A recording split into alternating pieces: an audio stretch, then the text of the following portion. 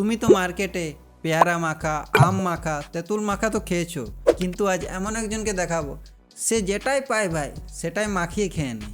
ভাবলাম এখন একটা নতুন মাখা ট্রাই করা যাক, তাও ভাজি মাখা। সবাই তো ভাজি ফাটায়, কারণ আমি এগুলোকে মাখিয়ে খাই। আমি হয়তো পৃথিবীতে প্রথম যে এমন কোনো মাখা ট্রাই করছি।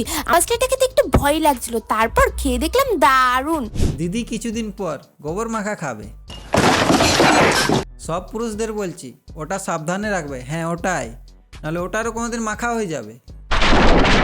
দিন এত গরমের তাপ বাড়ছে, তাই ভাবলাম কেননা সানগ্লাসকেই আজকে মাখিয়ে খাওয়া যাক। তাই তো আমি এগুলোকে কিছু মশলাপাতি দিয়ে ভালো করে মাখিয়ে নিয়েছি।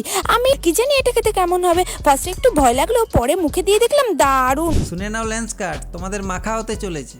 গিয়েছিল। তাই ভাবলাম এখন একটা নতুন মাখা ট্রাই করা যাক, তাও কাঁচ মাখা। আমি তো এগুলোকে কিছু মশলাপাতি দিয়ে ভালো করে মাখিয়ে নিয়েছিলাম। ফার্স্টে এটা খেতে একটু ভয় লাগছিল, তারপর মুখে দিয়ে দেখলাম দারুণ। এটা কোনো সাধারণ মেয়ে না ভাই, এটা ফুড ইন্ডাস্ট্রি ডেঞ্জারাস ভার্সন। একে তোমরা চপ্পল ছুঁড়ে মারো না পাথর ছুঁড়ে, একটা পাথর বা একটা চপ্পল আমার সাবস্ক্রাইব বাটনে মারো।